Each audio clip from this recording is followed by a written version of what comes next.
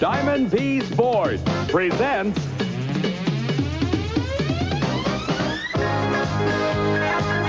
the American Sports Cavalcade.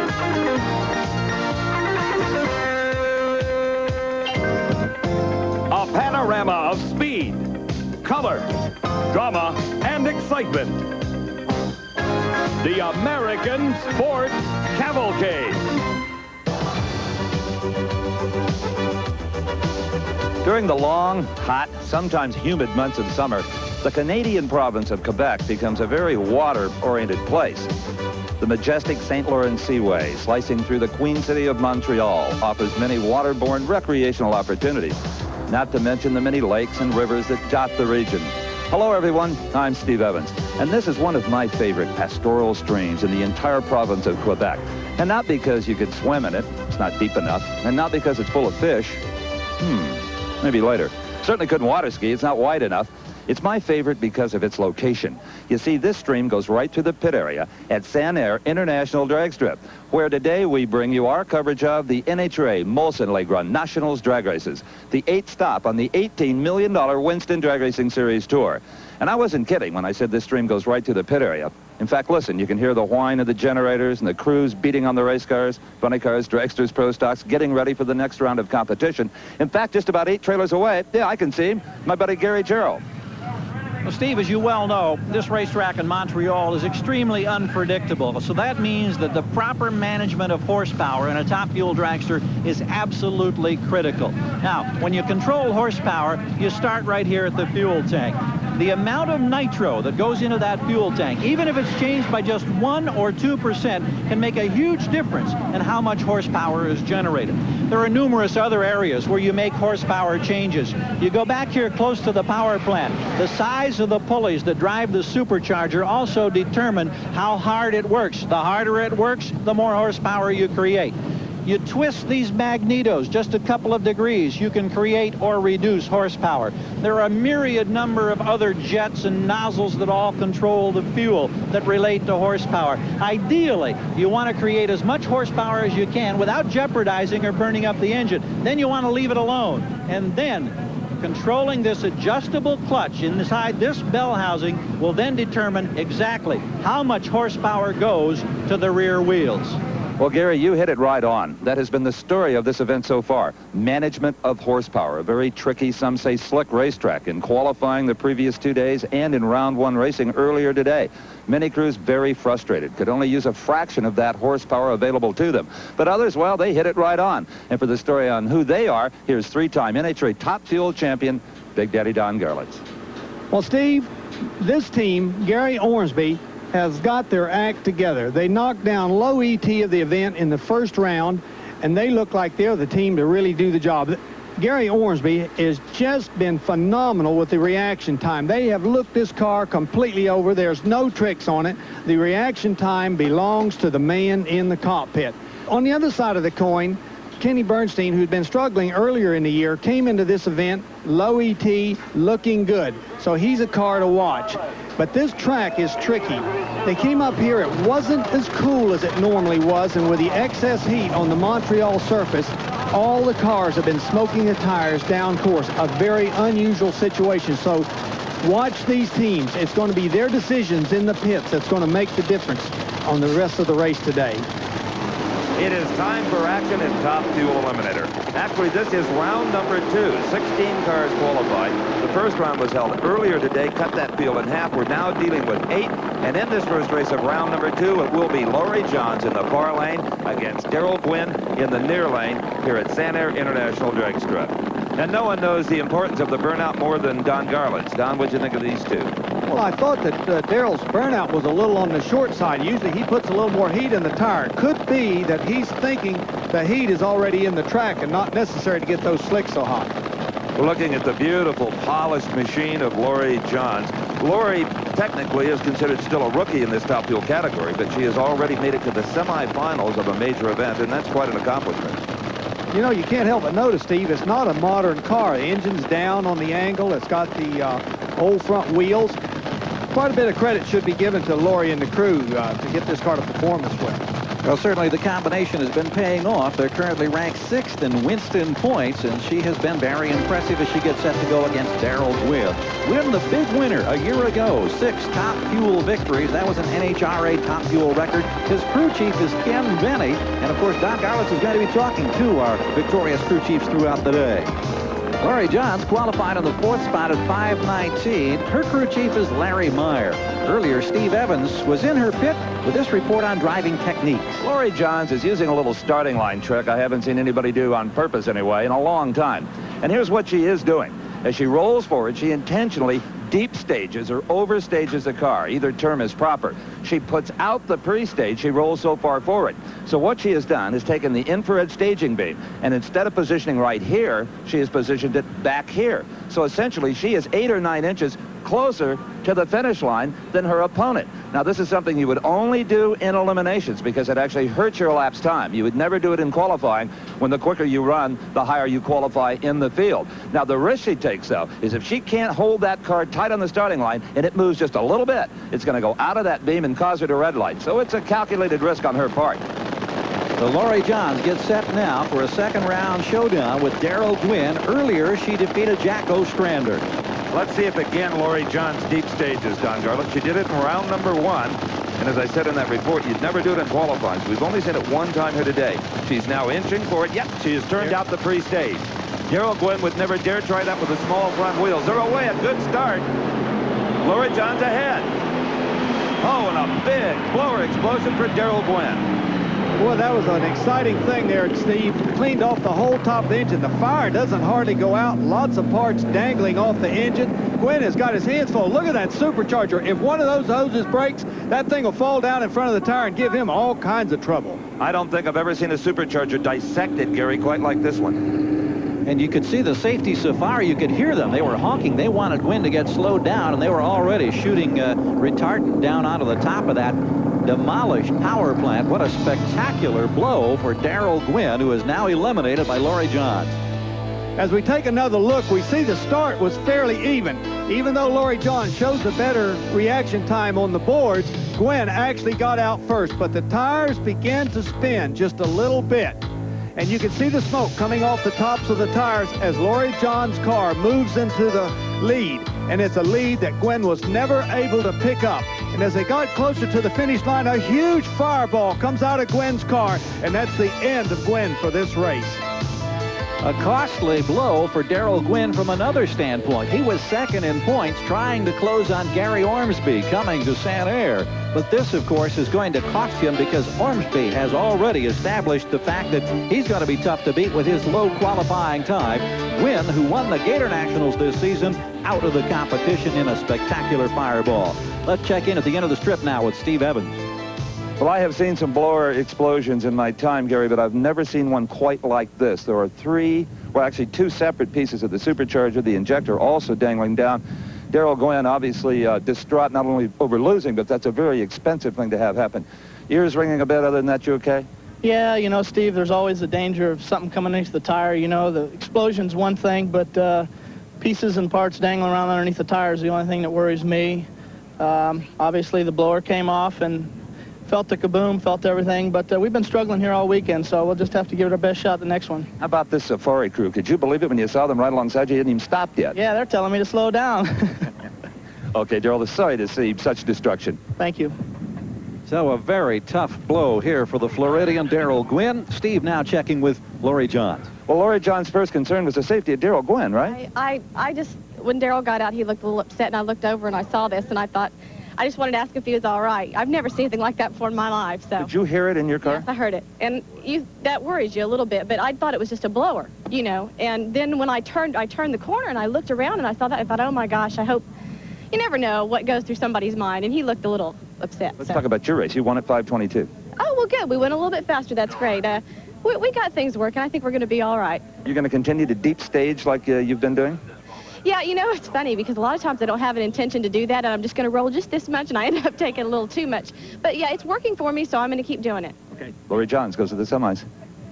Well, whether it was the deep staging or the combination of tough luck for Gwynn, Laurie Johns advances to the semifinals, and a lot of work to be done by the Daryl Gwynn crew. It will be a costly repair. Meanwhile, in the funny car pits, Don Prudhomme, a man who has virtually owned the Grand National over the years, gets set to go against points leader Bruce Larson. That'll be coming up a short time later.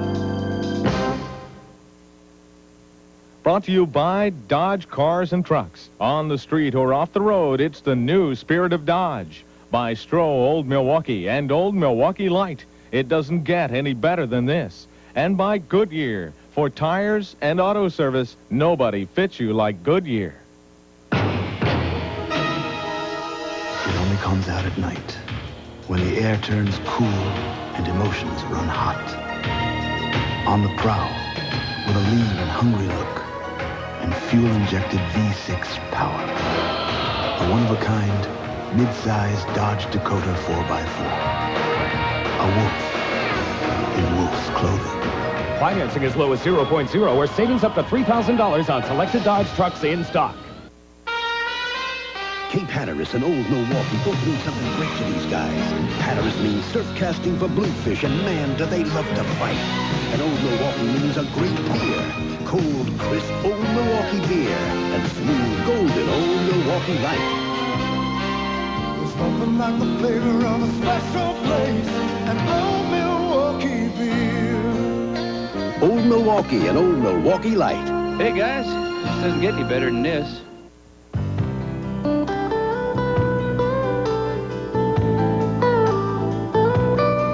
All of these championship-winning drivers had one thing in common: Goodyear Racing Eagles. The race-winning technology that's found in the Goodyear Racing Eagles can also be found in the Goodyear Eagle line of high-performance street radials, the best-selling performance tires in the world. Goodyear Eagles, for the spirit of a champion that's in all of us.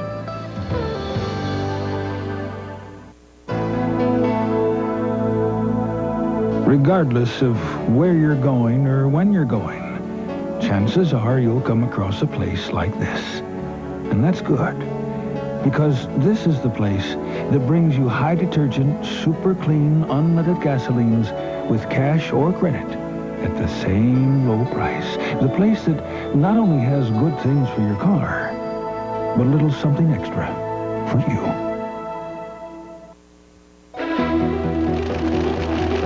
We're back in Quebec, Canada. Earlier today in round one of funny car competition, reigning Winston champ, in fact four-time champ, Kenny Bernstein, the red Buick Riata in the near lane, faced off with the blue car of Johnny West out of Phoenix, Arizona. Watch what happened here, especially to Bernstein, the machine in the near lane. Starter buster cap set them. Everything appeared to be just fine. Bernstein, a good launch. And suddenly, smoke trailing behind Bernstein's car. Johnny West almost caught him, but couldn't quite do it. Now listen. That tinkling sound, we're connecting rods hitting the pavement. Massive engine destruction on the part of Kenny Bernstein. Right now in his pit is Don Garland. What's happening is they've got to save this clutch out of Bernstein's engine. They came here with a new clutch, one that they had not been running previously, and they just have the one. So they must put this clutch on the new engine. So Dale Armstrong is very carefully laying this hot unit out on the pavement and saving it just exactly the way it came out of this engine so it can be reinstalled perfectly, because they need this to maintain this performance level that they've been experiencing at this event. Well, the fortunate thing for Bernstein and the Armstrong crew is the fact that they do advance despite that problem. Meanwhile, we're back, ready for more second round action in Top Fuel. Eddie Hill getting ready to light up the tires in his burnout. Let's jump on board with the quickest of them all, Eddie Hill, and watch the finesse of the burnout. You can see the shudder that goes through the car when he steps on the pedal, and using that right hand on the brake, he very carefully and slowly stops the machine. If you stop them too quickly, sometimes the engine will stall. You know, I really like that in-car camera, Steve. It's the closest thing to actually taking a ride if you're not going to get to take one that you can have. Well, we got a good look that time from the cockpit of Eddie Hill's car. On the near lane is Joe Amato. Amato, the number 3 qualifier here on the Grand National, and he has lane choice. And Amato has got the tunnels on the side of his car. You know, that car has been in a wind tunnel in Ottawa, the only wind tunnel in North America that a fuel dragster can fit into. And you notice he's running those ponds, so that means they must do something.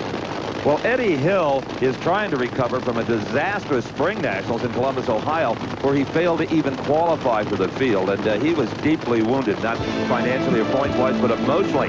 But when Eddie Hill gets down, either mentally or mechanically, there's one man that can heal all his ills, and that's this guy, Buzzy Carter, the crew chief on the big yellow car from Texas. Joe Amato comes in, of course, as the reigning Winston champion from Old Forge, Pennsylvania. He won it all last year with a lot of help from this man, Tim Richards. They qualified number 3 to 5:17 and disposed of Jim Head in round number 1. But here they are in round 2. Amato in the near lane. Eddie Hill with that great big yellow scoop over in the far lane. You know, that scoop must be doing something because he wouldn't be carrying that big heavy thing just for looks. Eddie Hill is overstaged as well, but I don't believe that was on purpose. What a ride with Eddie Hill, but he comes up short. Joe Amato picks up the victory in round 2. Oh, look at the ETs, 5:28 to a 5:29, but Amato had by far the best reaction time. Great battle between Amato and Hill, and right now, Don is with crew chief Tim Richards. Tremendous amount of fuel coming out of the top to have a line off that injector. Yeah, I'm sure we have a broken line on the hat. That's for sure. I was surprised it made it all the way, really. I thought we were going to have a fireball on her at some point. That's what I was looking for. Well, you saw it right. Well, for Joe Amato, of course, there was no indication that there was any difficulty behind him. And as we look at the replay, look on the far left-hand side of the screen, right behind the driver's head. And as he launches, you can see all of that fuel, the nitro, just blowing out into the atmosphere. And that's where it's going, just harmlessly into the atmosphere. In the rear engine car, the driver's not aware of this. It's just going to the rear of the car, not hurting anybody. And the danger is if the engine runs out of fuel, which would cause the fireball. Now, at the other end of the strip, Amato out of the car, and Steve is alongside. Well, Joe Amato, with his 6th consecutive win light in NHRA Championship drag racing, counting Columbus, of course, a 5:28, Joe. You'd like to go quicker. Well, Steve, we just want to get the win light. You know, we're just trying to walk on eggshells out there because the track is treacherous, it's hot. You know, we're just close to smoking the tires, so we're just trying to experiment and win the races. Will the track get better? Will it maybe get a little worse? Will it stay like it is? It'll get better in the next couple rounds because it's going to cool off a little bit. But, you know, you don't want to overpower the track and beat yourself. You know, that's where Tim Richards comes in. I just drive. He does all the tuning, and he called the shots on the horsepower. And drive you did. You had a nice hole shot off the starting line. Well, I knew Eddie's going to be tough, but they're always good people to race against. We had the bear on our side. Lucky charm from Forsell's. I go over and rub the bear's belly every time. We get a little luck going into this. Thank you, Joe. Well, the bear is a beautiful husky. It's the mascot of the Dennis Forsell team, and Joe Amato's got something going with the bear as he congratulates Eddie Hill. Meanwhile, back in the funny car pits, there's the old engine, the one destroyed by Kenny Bernstein in round number 1. Here's a fresh power plant going in. Will the consistency and the performance level be as high? That's what the Bernstein crew is wondering right now.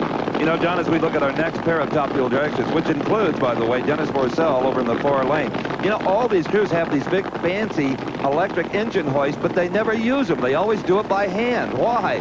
Takes too much time, Steve, to set that turkey up. It's easier to just have 4 or 5 guys grab that engine and throw it in the car. All right, here's the man who has the bear living in his trailer, Dennis Forsell, a businessman from Minneapolis in his 2nd year of Top Fuel racing. And what a crew chief he has, one of the very best. It is Larry Frazier from the state of Colorado. The car qualified 6th at a 5:21. And he goes against Gary Ormsby, number 1 in points, already a 3-time winner this year on a tremendous roll. His crew is led by Lee Beard. He qualified in the number 2 spot, has already eliminated Pat Dakin, and Ormsby has elected the near lane, and it seems, Steve, that everybody now, with lane choice, is going for the near side of the racetrack. They are indeed leaning to the near side. Ormsby ran quicker than Forsell in round 1, so he had the choice of lanes as they move up the stage here at Saint-Air in Quebec, Canada, Forsell far lane. Beautiful start by both drivers, no advantage there. And suddenly Forsell smokes the tires. Maybe indeed there is a lane imbalance. Gary Ormsby wins it at 5:18 to Forsell's 5:40. Then again, Forsell may have just overpowered the racetrack.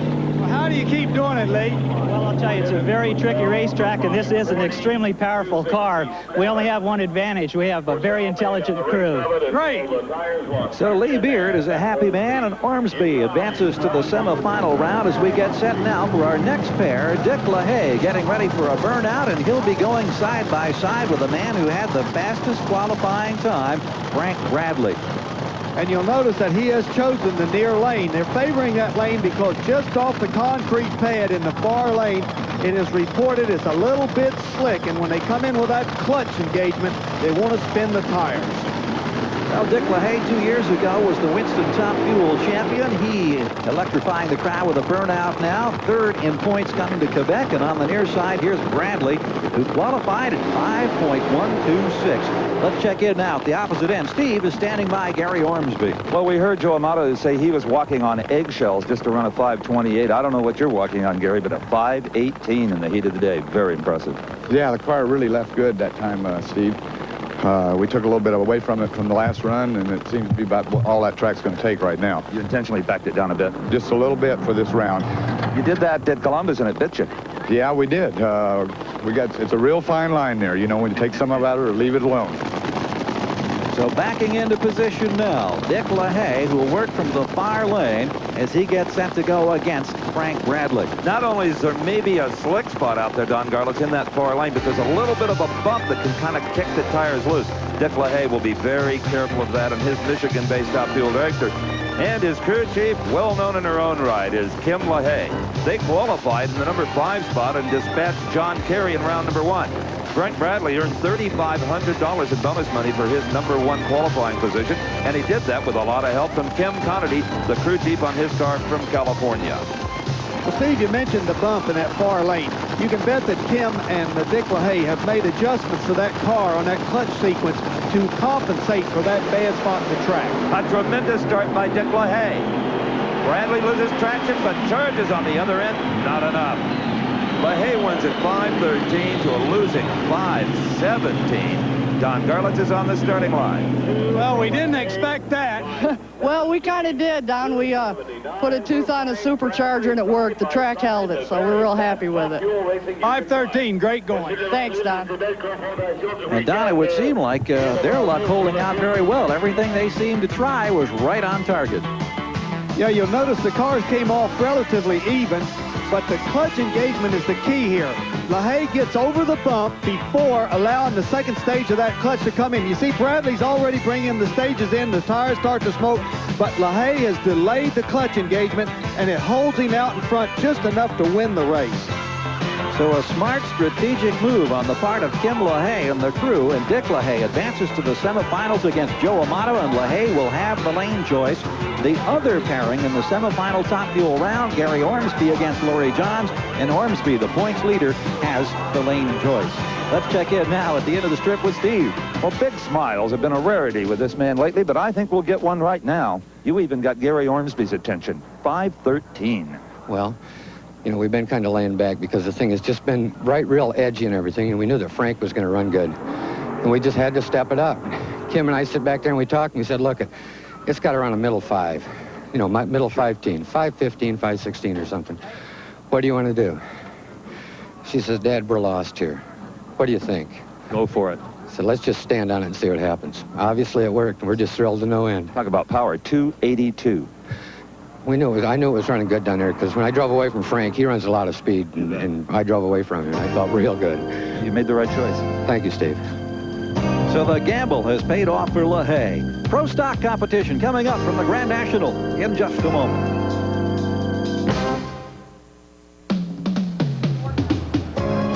Along with Steve Evans and Don Garlits, I'm Gary Gerald as we welcome you back to Quebec for the Grand National. And in the John Force funny car pit, a lot of work is at stake. Force has had just a miserable season for the most part. He has yet to win. He's not in the top 10 in points, and they've got clutch problems that they're trying to sort out now and trying to come up with the right combination to handle this very tricky track and Mark Oswald, who Force will face in the second round. The focal point for the crowd at any NHRA stop is the start line. And earlier, Steve Evans talked with starter Buster Couch. Staging properly is one of the most important parts of any drag race. So to explain the process, I have come to the true expert, longtime NHRA starter Buster Couch. Buster, how is it achieved? How does it work? Well, it's fairly simple, but it's hard too, you know, when you're sitting in a car. Well, you do your burnout and you pull up to the line. You have 2 lights. You have 2 photocells, little infrared sources. The first one's what they call a pre-stage. You put that bulb on, and that means that you have got approximately 7 inches before you get into the actual stage light. Could we demonstrate it somehow? Oh, let's do that. I'll tell you what, we'll be cars. Let's be pro stocks. I'll be Glidden. Oh, well, okay, I'll be the Chevrolet, then beat you. Okay, I'll just look stupid. I mean, Glidden's won more than anybody else. What do we do first, Buster? First, we pull up. We do our burnout. We add the burnout box. Okay, now Glidden likes to stage last. Yes, he does. He likes to be last every time for some reason. I don't know why, because we have a lot of them going in. But you pull on up. Usually most of them just put the pre-stage light on. All right, now I get mine on. Okay. That means that you are ready to go into the actual stage light, which is the next one. Okay. Then you move forward. All right. You first. Move forward. There I go. All right, now I move my wheel into the beam. All right, now we're ready. We're both ready. So we come up with our R's and bring them up where they're at. When they start to reach the top, the motor's starting to scream, I flip the switch. And there they go. We're ready. Okay, now what happens, Buster? Let's say my car moves forward on me, and I put out that top light. Well, that means you just what we call a little bit deep stage. Right. It doesn't mean that you're going a red light, but you could. Just, you know, you're taking a chance. You're gambling when you got both lights on. It's great. That means you're perfectly staged. But when you put out that top light, you could red light. Now, let's show a red light here. Let's just say I want to get a hole shot, and I gamble, and I lose. All right, I'm getting ready to flip the switch. Move your foot. There it is. That's what happens. All right, thanks, Buster. Thank you, Steve. Some insight into the intricacies of the starting process in drag racing. Second round competition in pro stock coming up. We're taking a look at Darrell Alderman, who will be alongside Ricky Smith. Alderman has the lane choice. Ricky Smith of the beautiful blue Trans Am, the red and white Dodge Daytona that all the pro stock fans are talking about, driven by Darrell Alderman. Dodge had not won a pro stock major event in many, many years until Alderman pulled off that feat earlier this year at the Gator Nationals down in Florida. Ricky Smith, the 500 cubic inch Chevrolet. Darrell Alderman, the 500 cubic inch Dodge. But as we've explained in past telecasts, it's not one of the Hemis like you might expect. It's a great big wedge motor. Even though lane choice is not as critical on pro stock, notice that Darrell Alderman has chosen the near lane, Steve. Yes, he has against this man, Ricky Smith. King, North Carolina, has been qualifying in the top half of the field consistently. He's up against Darrell Alderman, who already has had a tough day. He lined up with the Oldsmobile of Warren Johnson in round number 1, but put the favorite away. Darrell Alderman in the near lane has been a killer driver all year long. In fact, part of his success in winning that pro stock title at the Gator Nationals was pole-shotting driver after driver, including Bob Glidden. Ricky Smith, well, he's been in the pro stock wars for a long, long time, and they don't come any stronger than the cars out of the South.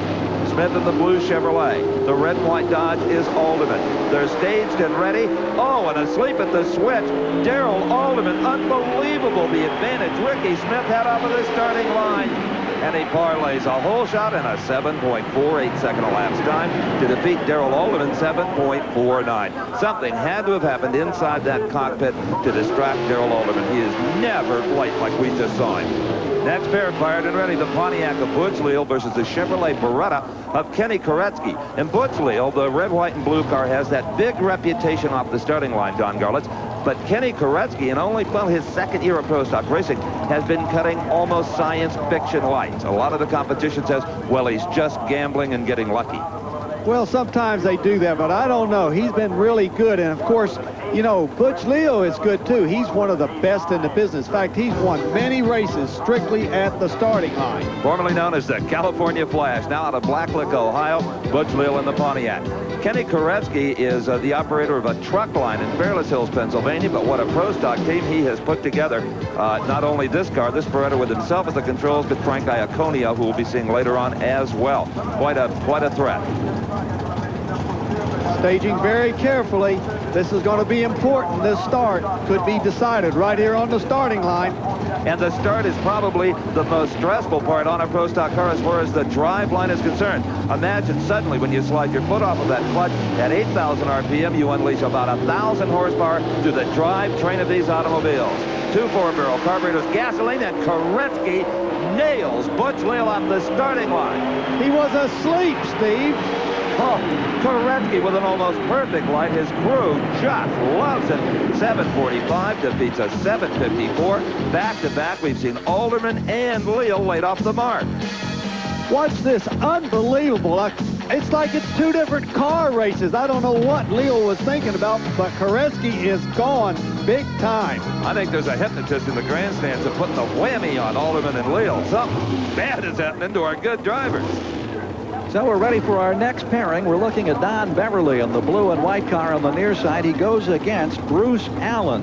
Allen, of course, has been one of the mainstays here in the pro stock ranks. He comes in second in championship points in his Chevy Beretta, and he goes against a man who drives an Oldsmobile Cutlass who already has defeated Larry Morgan in round number 1. And when you face off with Don Beverly, the blue and white Oldsmobile, you never know what to expect. He was number 1 qualifier at the Winter Nationals to begin the season, and then he struggles. A very uneven performer. But he's off the mark with Bruce Allen. Allen's car moved a little bit when he hit that bump in the far lane. But it's all Chevrolet and Bruce Allen. A 740 to a very game 743, 185 miles per hour for the winner. Bruce Allen, he advances, and here's the king of pro stock. Bob Glidden, of course, the 9-time Winston champion, giving us a good inside look right now in his Ford Probe. He definitely is having another sensational season as he gets set to go against Frank Iaconio. Frank has been runner-up twice in his career here at San Air, and he's been runner-up twice this year in pro stock. Can't seem to find the winner's circle like this guy can. Bob Glidden has won 5 out of 7 races in the Ford from Whiteland, Indiana, the famed Glidden racing family. There's the kind of a dry burnout, Don Garlitz, to test the surface. Yeah, they do that because in these cars it pays to heat the clutch up just a little bit before it's time to go. Gets them a little better start. Well, you just saw all of the levers that Bob Glidden will contend with down the quarter mile, shifting that 4-speed transmission. You don't depress the clutch. Once it's out, it stays out. Iaconio in the far lane for General Motors. Glidden for Ford in the near lane.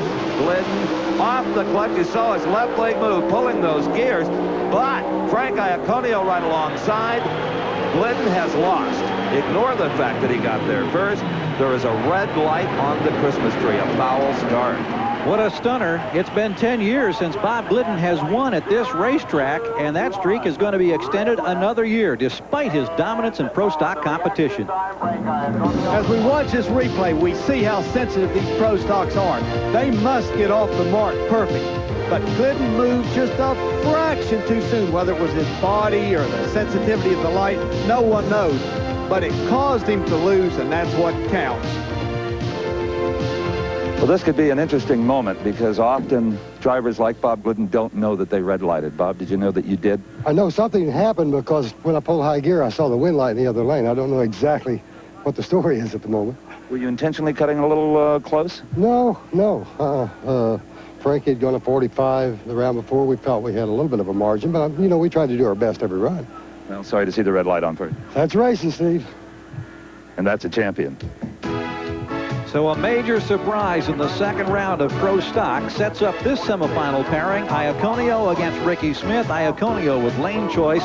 The other pairing will have Bruce Allen going against Kenny Kerensky, and Allen will have the choice of lanes.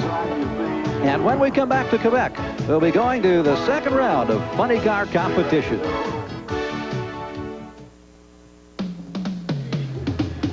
We're back at San Air, and there is Joe Amato petting the dog they call Bear for good luck.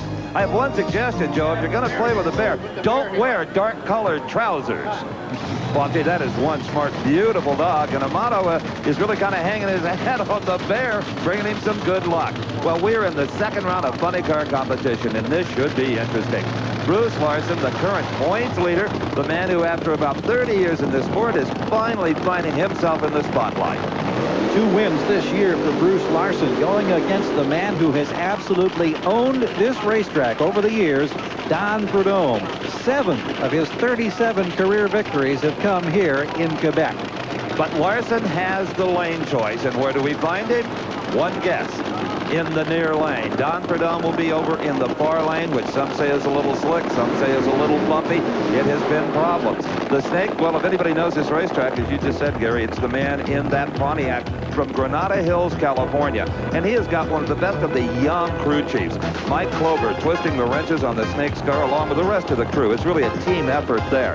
For Bruce Larson, well, again, it's a team effort. Tim Richards, who oversees the Amato Top Fuel car, kind of guides this machine with the help of Maynard Yanks, the former circle track racer who is having a great time going in a straight line. They hold the official NHRA national record at 5.25 seconds. Larson with a pair of victories this year. He kicked off the season at the Winter Nationals Pomona with a victory, and most recently in the Spring Nationals at Columbus had a win to help cement that #1 point standings. Prudhomme is the defending champion here at Saint Air, but he's looking for his first victory this season. You know, I said that Larson, and there's a problem with the Larson car. The body is up. Maynard against the crew chief going in there. What do you think, Don? Well, Buster Couch is taking a look, so that means it's a safety problem, and he doesn't like it. He doesn't like what he's seen. Larson has been shut off by Buster Couch. The report from the starting line, a loose oil line, not a broken line, just not one thoroughly tight. Don Prudhomme has a by run, and that has got to add insult to injury when Bruce Larson sees the snake go up in smoke. He gave this one away. And does that open the door for Kenny Bernstein as the points leader? Larson is now on the sidelines. And the emotion that has to be going on behind that helmet. Don is with the winning crew chief. It's a good thing Larson got in trouble that time. Well, he's been running real good, and we've had a lot of trouble this race, and we knew we had to run a little better, so we made a lot of changes to make that pass, so we just got to go and look at the computer and see where we can come back for the semis. It's going to be difficult. So Dame Fortune shining on Prudhomme despite the problems that he had, and Bruce Larson can only wonder what might have been. Back in the top fuel pits, this is Lori John's crew preparing her car for a semifinal round. She's got a date coming up against Gary Ormsby. Meanwhile, let's check with Steve now at the far end of the strip with Don Prudhomme. We'll talk about your basic good day. The snake is having one. First of all, the clutch doesn't lock up in the car in round one. You squeaked by Gary Densham, and now, well, the ultimate block. Yeah, a little embarrassing, but that's drag racing. You know, things happen, and we went back and made a change in the car, and obviously it didn't work. It smoked the tires up there. Just too bad. You know, Bruce Larson's running awfully good, and probably been a good race for him. Yeah, just a shame he didn't make more points, right? Well, yeah, you know, the points are so important, and we'll take them any way we can get them. This is the easiest 200 points I ever made. Would you have driven any differently had he been in the other lane and maybe not have smoked the tires? No, absolutely not. No, it was all over with. Once I hit the throttle and it blew the tires off, and it was done. I just had to shut it off, and he just could have done anything and won the round. Back her down a bit. Yeah, we will. Thanks. So Prudhomme's chances of successfully defending his championship here in Quebec are still alive. Our next pair has Scott Coletta going against Art Hendy. We're looking at Coletta, and he has selected the outside lane, even though Scott has lane choice. That's a switch now, Don Garlett. Well, Dad, Connie Coletta, went out and looked at the lane. You can see the spots out on the track where they cleaned up the spill that Larson had put down, and he has elected to put Scott in the far lane for fear of spinning the tires at that particular point in the racetrack. Lots of strategy involved in this quarter-mile, 5-second sport. A lot to think about. Here in the near lane, that is Art Hendy, a former alcohol racer, in fact, running his old alcohol car on nitromethane, along with his crew chief, partner, and best friend, Chuck Worship. Now, earlier today, it was Art Hendy up against Ed McCullough. McCullough from Southern California with the Oldsmobile-bodied car, crewed by an expatriate Canadian, Bernie Federley. Now, here's how it's set up earlier in round number one of Funny Car. McCullough in the near lane was hooked up so hard the front wheels were in the air. You can clearly see daylight underneath. But Ed the Ace McCullough was not about to lift. Not with Art Hendy right alongside. When he finally had to get out of the throttle, the wheels bounced, and he grazed the guardrail, completely crushing the exhaust headers and doing some minor damage to the body. The fact that he had done truly an outstanding job of driving under the circumstances was of little solace to Ed the Ace McCullough at the far end of the racetrack. He was just absolutely disgusted at having not won the earlier round. In round number two, the Scott Coletta machine we'll be seeing is brand new. In fact, it was late even arriving here, and they put it right into the show. Shows a lot of promise under the direction, of course, of longtime veteran Connie Coletta, Scott's dad. They qualified number 8. He had a first-round victory over Frank Kramberger, and he's looking for his second win of this year if he can advance to the finals in this Olds Cutlass. Hendy in the near lane in a Pontiac Trans Am. He's in the top 10 in Funny Car point standings. Number 8 spot, looking for his first win of the season. We saw what happened earlier when he eliminated Ed McCullough. So you got the brand new shiny car of Scott Coletta, the battered and worn but very competitive car of Art Hendy from Southern California. Buster sends him on the way. Coletta goes up in smoke. Hendy gets close to the center line. Here comes Coletta back. Oh, Art Hendy in one of the most, well, interesting races of the day. Nobody's going to be impressed with those numbers, but Art Hendy advances, and he has got to be delighted after the problems experienced by Scott Coletta. Kim LaHaye there at that ever-important clutch. Look at her measuring that thing with that dial indicator. That's the key at this race, not the supercharger. Kim LaHaye, of course, getting Dick LaHaye's machine ready for a semifinal top fuel run a bit later against Joe Amato. Steve Evans is now alongside Art Hendy, who just eliminated Scott Coletta. I think what we're going to see here is a very relieved Art Hendy. You came real close to giving that one back to Scott. Well, you better know it. That's why I backed out. I saw it was going over the middle of the line. And I said, hey, it's going to go across the thing, and he's back there. So I pedaled it, brought it back like that, and sat for a minute, and then I got after it real slow and had to get out of it again and started going to wheel stand, and then I let it come back and got after it again and beat him. I'll tell you, he was thundering after you. He recovered quickly. Well, I couldn't give it too much because if you do, you might blow the tires out because all the clutches are engaged again, or you go into the gigantic wheel stand and you have no control. So I had to really feather it, and I figured, well, I don't see him yet, so I just kept on working and working it, you know. Some people think that's an easy 5 or 6 seconds. It isn't. It takes a lot. You're running 200 and some odd miles an hour to do that, to feather it through there. You got to drive them, let me tell you. It was a handful for Art Hendy, but he prevails and advances. Meanwhile, Tim Richards in the top fuel pits, the counterpart of Kim LaHaye, gets Joe Amato ready for a semifinal showdown against Dick LaHaye.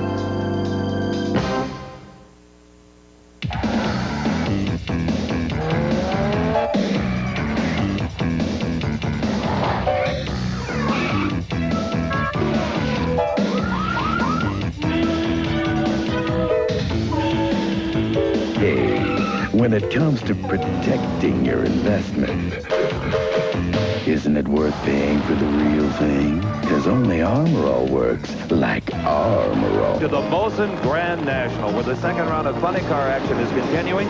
I'm Steve Evans, along with Gary Gerald and Big Daddy Don Garlitz, and you're looking at a tire-blazing John Force, and now a head-on shot of Mark Oswald's beautiful Ford Pro. I am so confused, Big Daddy.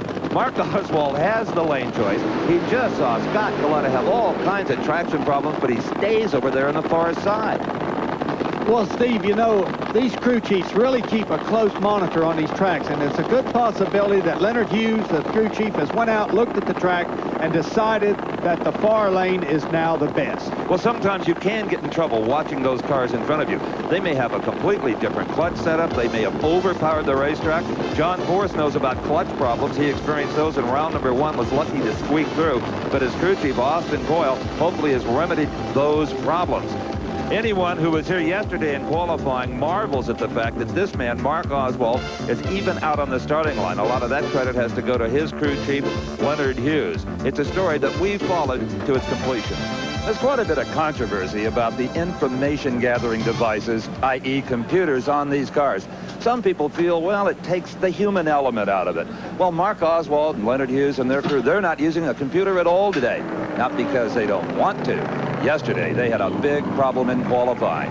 Mid-course, a spark plug blew completely out of the motor and through the body. The resulting fire coming out of that empty hole set the body on fire. Mark got it stopped, and he was fine.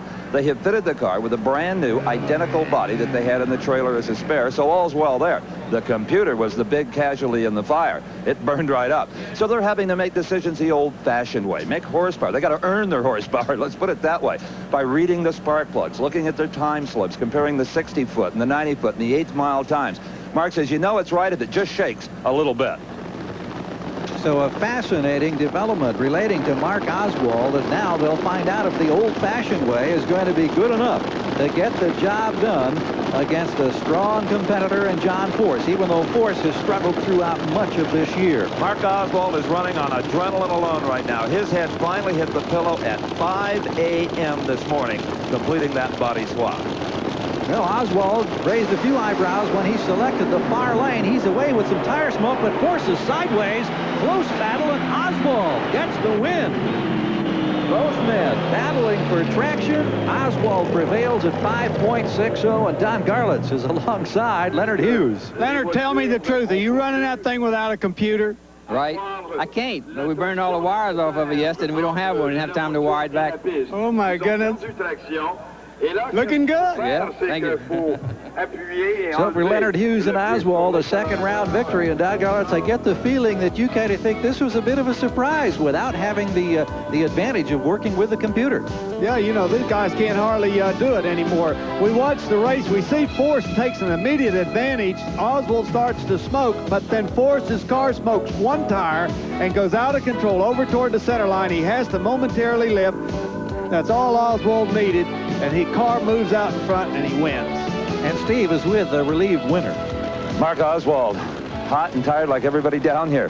Mark, you saw the race before you, between Hindi and Coletta. You knew you might be up against the same kind of thing. Yeah, I had my hand right there on the brakes, and that's what saved us. I mean, it smoked the tires with it. Actually, I think it had been all right, but it got all out of the groove and got loose, and I got on the brakes and recovered enough. You know, he was evidently having the same problem. He was. 560 to a 563, a good drag race no matter the times. Yeah, it was. Now, this kind of a racetrack puts the driver back in the car. Yeah, it definitely does. Like I said, we're working without the computer this weekend, but it's kind of fun like that. You know, we're having a good time as long as we keep winning. It's always fun when you're winning. So Oswald advances, computer or not, and our next pairing in the second round of funny car competition has Kenny Bernstein going against Tom Hoover. Now, a brand new supercharged motor has been installed in Kenny Bernstein's Buick Riata. But under these conditions, I really think any good sound motor could win this drag race. It's what's inside that bell housing that really counts. And the four-time Winston champ Kenny Bernstein knows that his man, Dale Armstrong, and the crew that backs him up are as good as any with that clutch. In fact, Armstrong, after the engine explosion, personally did all of the clutch work. Tom Hoover from Minnesota may be in the driver's seat here over Kenny Bernstein. His father, George, certainly hopes to. Well over 80 years of age, he built all the motors for that car. Hoover has lane choice, and he's come back over to our side, Don.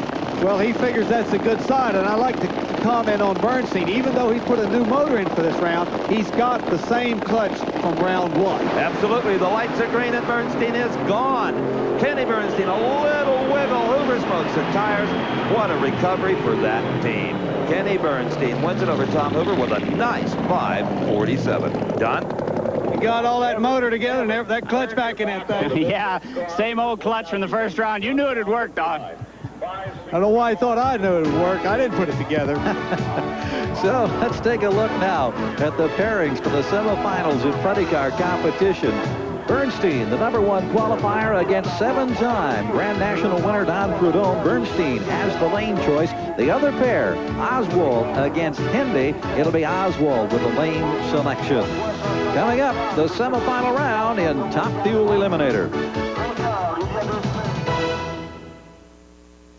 Canada, we're watching points leader Gary Ormsby burn out in preparation for a Top Fuel semifinal showdown with Laurie Johns. Now, you say you're one of those that can't get enough drag racing information? Steve Evans may have the answer. No matter where we travel, it's the same story. These fans just can't get enough NHRA championship drag racing. But very few people are able to get to more than a few of the national events, the ones closest to their homes. But if you're hungry for information on the entire series, even behind the scenes, well, meet Dave McClellan, the voice of NHRA on the PA and much of the television coverage. And there's a new feature NHRA is coming up with, a new twist to information. It sure is, Steve. This entire Winston series for 1989, you'll be able to get up-to-date information every day of an NHRA national event. How do you do it? You dial 1-900-468-NHRA. Well, if you don't have letters on your telephone, why don't you try this number? 1-900-468-6472. The report will be updated every day. In the evening, you can dial in, get the fresh information both on qualifying and the actual event results. It's quite a new service, and I'm happy to be involved with it. And guys, I got to tell you, the Big Mac told me that as many as 3,000 calls could hit at once, and that message would start from the very beginning. It's all computer-based. An incredible new service and an incredible drag race at hand here. Yes, indeed. Laurie Johns going against Gary Ormsby, and she's had great success with that deep staging technique. Let's see if she employs it now. And again, she has against Ormsby. But Ormsby leaves right with her. Gary Ormsby. Finally, the clutch is all locked up, and Ormsby surges ahead.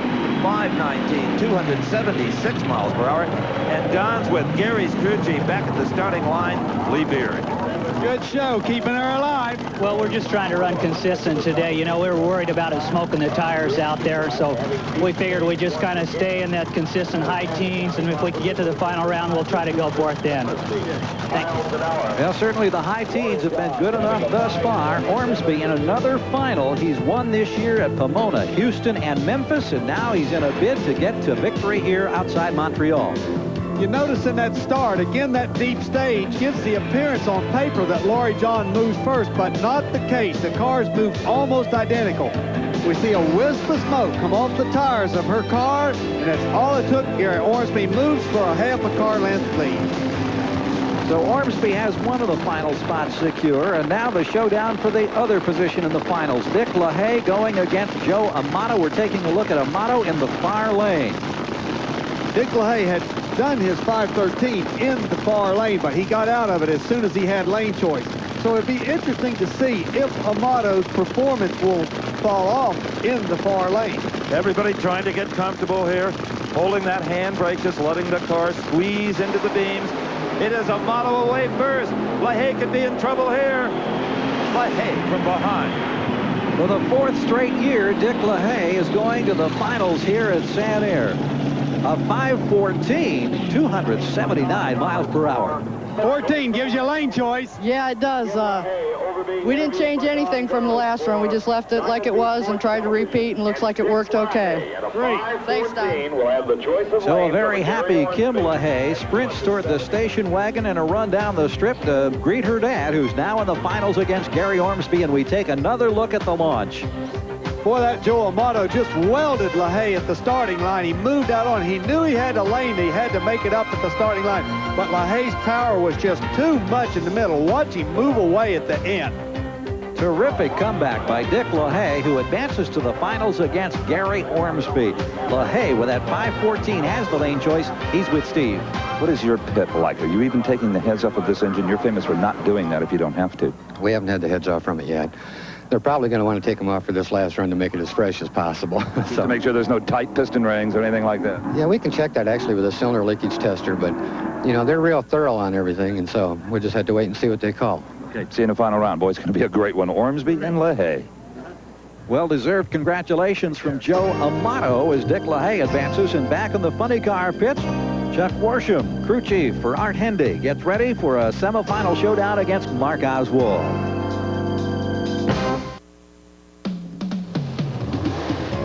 Here at the Molson Grand Nationals, it is Pro Stock semifinal time. One thing we know for sure, no matter what happens in this race or the one to follow, today a General Motors product will win because Bob Glidden is out with a rare red light. This first half of the semis pits a pair of Firebirds, Trans Ams, whatever you want to call them. Ricky Smith in the far lane, the beautiful blue car from North Carolina, and in the near lane from New Jersey, the yellow machine of Frank Iaconio. You mentioned that Glidden is on the sidelines. Iaconio is the man who put him there, but actually Glidden was a victim of a red light on a foul. Iaconio from the near side, down the strip and side by side. This is still up for grabs. Iaconio with the advantage, and he barely gets it. Frank Iaconio will advance to the finals for the third time this season, and he does it on the strength of a 743 run at 184 miles per hour. Ricky Smith moved first. You can see that easily in replay, Don. Yes, he did, but he got out there about 400 feet, and the car started to move around just a little bit. See the white on the drag strip? That's where there's been a cleanup earlier, and it affected that car just ever so slightly, and that's all it took. Let's go to the end of the strip now. Iaconio is out of the car, and Steve Evans is there. A handshake from Ricky Smith, Frank Iaconio, 743. Great job, great day. Yeah, it's great so far, Steve. One more, I don't know. No, I've got to ask you. You tend to almost every time run right up there and put both lights on. Is that for your convenience or the other guy's inconvenience? It's something that started about 10 years ago because of the clutches, Steve. The car... Ricky Smith headed back to the pit. The car tends to run a little slower when you come in last. You heat up the clutch a little more, and it's just a habit I get into after that, you know. The clutch is cooling off a little bit as you're sitting there. Yeah, when you roll in, you can just roll in before the other guy without no heat on the clutch. You know, when you come in last, the clutch takes a little beating. See you in the finals. Yeah. Now, as we mentioned, in the finals for the third time this year, he was a runner-up at Pomona, a runner-up in the Gator Nationals at Gainesville. He hopes to get a victory here at Santa Air today. And I wonder how many drivers are going to buy that story about the clutch. Bob Glidden's not going to buy it, Steve. Our next semifinal pairing, Pro Stock, Bruce Allen against Kenny Koretsky. Both drive Chevy Berettas. Both burnouts are complete. Allen has the lane choice. He's working from the near side. And there was a time when Bruce Allen would look over to Kenny Koretsky and say, oh boy, well, I'm going to the finals. Well, we can't do that anymore. Koretsky is cutting incredible lights and has newfound horsepower since his team up with Frank Iaconio. Koretsky outburst. Here, oh, Koretsky sideways. That allows Bruce Allen to come by, much to the relief of David Rear. Kenny Koretsky almost had to get away from him. He had the great start, but Allen gets the win. And so the pairings for the Pro Stock Finals, Allen against Iaconio, and it will be Bruce Allen with the lane selection. Back in the top fuel pits, hard at work, the Gary Ormsby, Lee Beard combination. They've had a tremendous season thus far. Will they add another win here at Santa Air? The hay pits, we have the answer to whether they would take the heads off that engine. It is no. They're not even going to look at the pistons. Tom Cattleman down under the car taking a look at the bearings. And Don, you can tell a lot from the bearings how these engines are performing. Well, LaHaye always told me he tunes by the bearings, how that davit looks on. All right, here we go. It is Funny Car semifinal round. Gary Gerald. You've got Don Prudhomme, the man who's been the master of this race strip over the years. 7 times a winner at Santa Air, going against the current king of funny cars, Kenny Bernstein. And Bernstein is hot today. The #1 qualifier. He blew a motor up. Everybody thought, well, that'll back him into a corner. The team came right back with another 5:40 elapsed time. Bernstein is in the near lane. Prudhomme in the far lane. Bernstein reacts first. Prudhomme fades. It is Kenny Bernstein to the final round at 5.48 seconds, 264 miles per hour. Well, aside from that one blown engine and the early misfortune, it has been a strong weekend for Kenny Bernstein as now we look at Art Hindy getting set to go in the other funny car semifinal against Mark Oswald. Art Hindy, John Garlitz, has earned everybody's respect, even the man in that Ford Pro, Mark Oswald. You can't take that guy for granted. He may be relatively new, but boy, is he good. He lays down a good run every now and then, and on a very limited budget, I might add. And before Oswald and Hindy make their semifinal pass, let's check now with Steve Evans. He's alongside Kenny Bernstein. We were chatting the other day, and you told me about your philosophy on these races on kind of slick racetracks because of the heat and humidity, but it's a chance for you maybe to make up some ground you lost early. Well, we feel that way because it's tougher to run into those conditions. It takes experience and knowledge to do that, and that's what Dale Armstrong brings to the table, is that knowledge and that idea. When it's nice and cool out, 60 degrees, and it's on the coast in California, could do it. I mean, it's not easy, but it's easier to make power that way than it is this way. So I think it gives us a little advantage with the knowledge that Dale brings to the table. You bet. Well said. Thanks. Well, Kenny Bernstein obviously satisfied with the performance thus far, having now eliminated Prudhomme. He advances to the finals, and now we get set for this matchup between Hindy and Oswald. It'll be interesting to see if Hindy makes a good run. He made a very poor burnout. Didn't get the tires loose. He's got virtually no heat in those tires. But there's plenty of heat in this racetrack. In fact, that has been part of the problem. So, as Don said, we'll just have to wait and see as Mark Oswald meets Art Hindy, California and Louisiana. They leave right together. Hindy maybe biting that far lane. The car moves around enough where he gets out of it. It is Oswald at 560, 238 miles per hour. Let's go to Don on the starting line. Well, 560 against a 548. You got to make some moves there, Leonard. Well, we'll go back to what we did the first round and see if we can stick it. We run 49 in, so we'll have to go back and see what we can do. That's all we can do with it. Well, you got to do something. You can't just go out there with a 560. No, we had it way too soft there, but I wanted to get on the racetrack. I didn't get on there last time, so I knew that. I figured if I could get on there, I could win this round. So next round, we'll see what they have to do with it. Thank you. And that may be the key. It's round-by-round competition, and certainly Leonard Hughes, a man who's been in this business for so many years, will come up with some kind of an answer. Oswald takes an early command of the race and moves right out to the win. But as he approaches the finish line, we begin to see a lot of smoke come out of the car. It means this team's going to have a lot of work to do. So the final showdown in Funny Car pits Bernstein against Oswald. Bernstein has lane choice. Steve? Well, Mark Oswald hollering at the crew. They just rolled in here. We got work to do, boys. What's wrong with it, Mark? Oh, it looks like it broke the rear end. I could feel it vibrating. About 800 feet it started vibrating, and then it started getting hot, so I don't know. We'll have to see what that was. The seat started getting hot where the drive shaft runs under it? Evidently the pinion bearing's out, and the drive shaft was rubbing the bottom of the seat. But a 560. Ugh. Yeah, we're going to have to do a little bit better than that, but I think we can. We got a little conservative that time on purpose because we were a little bit too aggressive last round, and when you run Kenny Bernstein, you know how you have to run, and you make your car run that way. And if things work out right, you might be able to beat him. And all that smoke, probably just a couple of burned pistons, no big deal. Yeah, it might have just tightened a couple of rings. So as we watch Bruce Allen being pushed into the lanes for a Pro Stock final against Iaconio, we'll keep tabs on the Mark Oswald story. Around here at San Air, Mark Oswald may not have a computer, but you just saw the printer connected to Kenny Bernstein's unit, and that has fed a lot of valuable information to this man, Dale Armstrong, and he will make the necessary changes, if any, to this automobile. I'm not sure I'd touch it, but a lot of touching is necessary over at the Mark Oswald camp. Don Garlitz is there to find out exactly what that crew is up against before the final. The problem is in the rear end of this car. It's this big silver unit back in here. It's going to have to be changed. Mark felt heat coming through that seat and the fire suit going down course at about 600 feet. So you can imagine how much heat was being generated. That means a bearing or something has went wrong, and that whole unit's going to have to be changed to get into the final. So while the Oswald crew scrambles, we get set for the Pro Stock final. We're watching the burnout here by Bruce Allen in his Chevrolet Beretta. He goes against the Pontiac Trans Am wheeled by Frank Iaconio. Now there is Iaconio. He has already moved up and put on all the staging lights. Bruce Allen knows the deal. He's just going to take his time. He's not going to inconvenience Frank, but that's what he wants to do. Fine. He's been doing it long enough now where all the guys should be used to it. If indeed he's trying to cool the clutch off, that's fine too. Doesn't really make any difference. I think initially it was supposed to cause the starter to rattle him a little bit, but it doesn't work anymore. I don't think so. Bruce Allen, Frank Iaconio, the final round of the Molson Grandnationals in Pro Stock. Allen was away first.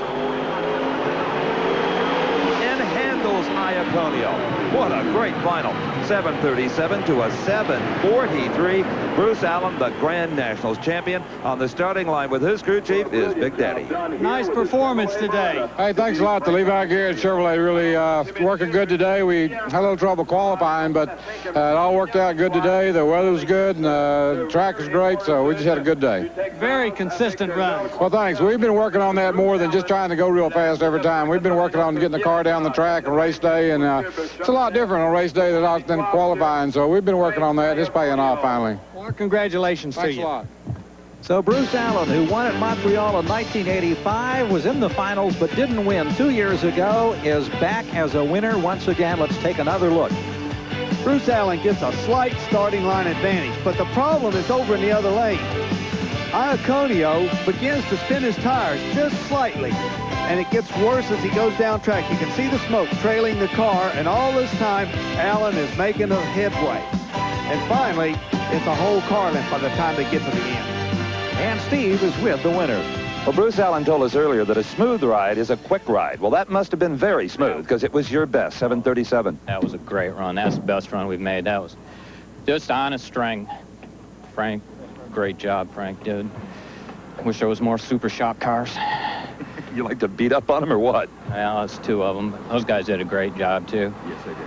I'll tell you, the safety safari does a great job keeping this track in good shape. All these oil downs and still be able to come out here and make runs like that at the end of the day is awesome. We tip our hat to them as well. I agree. Your driving was awesome today, too. Come on, take a little credit for a change. Well, once in a while you even screw up and, you even make you feel like you earn your pay. So, I couldn't be happier, really. Just a great job. There's a harbinger of things to come, maybe. Bob Glidden has predicted all year long. He said, don't count that guy Bruce Allen out. He's a comer. He's going to get it.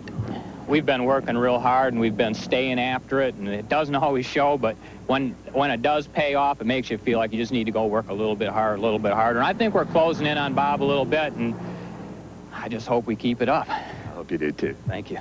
Bruce Allen, the Chevrolet Beretta, the champions today.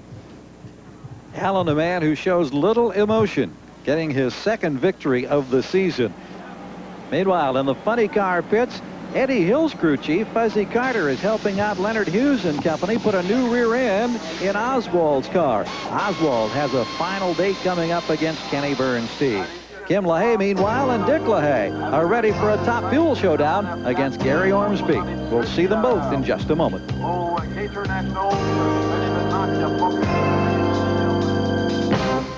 Time for the Top Fuel Eliminator Final here at the Molson Grandnationals near Montreal, Quebec, Canada. I'm Steve Evans along with Gary Gerald and Big Daddy Don Garlits. And normally you see the Top Fuel Final last at any Winston Drag Racing Series event. The funny cars weren't quite ready. The dragsters were. What the heck? Why have poor Dick LaHaye and Gary Ormsby sweated out even more than they already were, Don? Yeah, so they inverted the sequence of the finishers, and we're going to see the Top Fuel ahead of the funny car. This has all the ingredients, Gary Gerald, of being one of the best finals of the season. Absolutely. LaHaye with the lane choice, and that's a bit of a surprise. Remember, he ran a 5:14 in the semifinal round, and Ormsby, who has won 3 times this year, was the #2 qualifier behind Bradley, who's long since been eliminated. Ormsby has an amazing car. Most of these racers make 4 to 6 runs on a set of tires. Ormsby can make as many as 12. Which means he's not turning that tire all the time. Ormsby is turning the clutch. And there goes Gary Ormsby. His clutch works to perfection. Dick LaHaye's does not. And I think that was the final decider as Gary Ormsby wins again at 5.15 seconds. What a magnificent season Lee Beard and this team are having. That's the 4th victory of the year, and Don Garlits is there. Nice pass for the final there, Lee. Well, I'll tell you, we just ran consistent all day. I'd like to say a couple things. I'd like to thank my family for being behind me through all my years of racing, my girlfriend for sticking behind me, and for Gary Ormsby for putting his confidence in myself and this great team that we have. Thank you. Thank you. Certainly the satisfaction of the performance of this team evidence in the comments of Lee Beard. Let's take another look at this final run. What a picture-perfect start. Cars leave the line like they're tied together, and we were in store for a great drag race, and then all of a sudden, the blue smoke starts to appear off of Dick LaHaye's car. You can see where he had actually backpedaled it and almost saved the run. It's unbelievable in this day and time that you would even think of backpedaling one of these cars, but LaHaye did it, but he just couldn't quite make it up. Ormsby continued to maintain traction right to the very end and mustered that beautiful 5:15. Let's talk with a happy winner. Here's Steve. Well, Gary Ormsby has now won half the races in this NHRA season, and that wouldn't be a big feat if there had only been 2 of them. There's been 8 of them, and you've won 4. G.O., great job. Oh, thank you, Steve. It's a credit to the crew.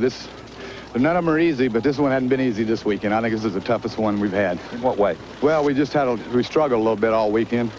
Tried a new combination, and it's a credit to the crew that it worked here and got us in the winner's circle. A 5:15 in the final. You didn't have lane choice. Were you concerned? Yeah, I really was. I was starting to build a little heat up there, and I was real concerned. But it worked out. More heat, more horsepower, which you didn't need. That's right. I felt it break loose a little bit out there, but... How about this man over here behind you? He is now, I believe, unofficially moved up to 2nd in the points. Well, he was a world champion in '87, and he's plenty tough. Of course, everybody's tough out, but this guy's coming on. We were plenty worried about this guy. Great job again. Thank you very much. Well, you talk about world champions. Certainly, Gary Ormsby and that team have got to be thinking about what may be at hand for them. The season that they're enjoying, #1 in points by a lopsided margin as he racks up win #4 in the year. Ready now for the funny car final. Kenny Bernstein and Mark Oswald backing up after burnouts, getting set for their showdown, and it's Kenny Bernstein in the near lane who has lane choice. And this is the first time all season long that I've seen that little glimmer in Bernstein's eyes. Maybe there is a chance for an unprecedented 5th consecutive Winston title. Well, down at the far end, the celebration has already begun, and a deserved one it is for Gary Ormsby. Lee Beard we see right there. Gary Ormsby, well, getting what a winner deserves in motorsports, right? The champagne doesn't mean a darn thing. It's moments like that that are important to you. Well, how about Mark Oswald, Don Garlits? He's had nothing problems, a fire, a blown-up computer, a blown-up rear end. What do you think? It's a real credit to the crew that the car's even setting on the starting line, in my opinion. Second time this year for this pair to be in a finals at Memphis in the Mid-South Nationals. It was Oswald against Bernstein, and Bernstein got his only win, and off the line, a little smoke off the far side, and Kenny Bernstein has done it again. You could see that Mark Oswald drifted out of that very distinctive racing lane. A win goes to Bernstein. Great job there, Dale. I know you guys worked hard. I watched you all day long. Yeah, it was a tough one. We had to put 1 new disc in it. That's why it slowed down a little bit. But, we're fortunate. It was a good day. Thank you, Don. Career win number 29, being savored by Kenny Bernstein, Dale Armstrong, and crew. And here's how they left the line, Don Garlits. Well, Kenny Bernstein makes a beautiful start, taking an advantage immediately. Oswald got a little bit nervous in the run, and you could see the car start to drift out of that real black strip down the racetrack. And when you do that, you lose traction, and Bernstein stayed true and narrow right in the black mark and wins easily. And Steve Evans again alongside another winner. If Kenny Bernstein is successful in winning his 5th NHRA Winston Funny Car title, I think we'll all look back to Montreal and say that's where he made his move. Well, let's hope this is it. It certainly didn't hurt us any. And I'll tell you, hats off to Budweiser and Quaker State Buick, Mac Tools, and Planners, our sponsors, and all our associates, but especially my crew today. Their tongues are hanging out, Steve, but they did a heck of a job. And that young man in the other lane did a heck of a job. Mark Oswald, whenever you run that car, the Motorcraft Ford, with that group there, they're the tough in the business. They're the toughest there is, and the 2 red cars always battle it out. 551. Well, that's good for the final. I mean, that's all you want to do is win. Had a little tire shake, spun the tires off the starting line then. It wasn't smooth at this end like it had been all day, but hey, we'll take it. The win's a win. All right, Kenny Bernstein wins this war of the red cars, but there'll be more. So the 8th stop in the NHRA Tour is now complete. The Grand National winners, Ormsby, Bernstein, and Allen. For Don Garlits, Steve Evans, I'm Gary Gerald saying so long from Montreal. The executive producer for American Sports Cavalcade is Harvey M. Palish. Produced and directed by John B. Mullen. Promotional consideration provided for and a fee paid by the Style Auto World Championship Team. The nation's premier source of fast lane fashions, Style Auto, the champion's choice for the style of your life. And by this special offer from Diamond P.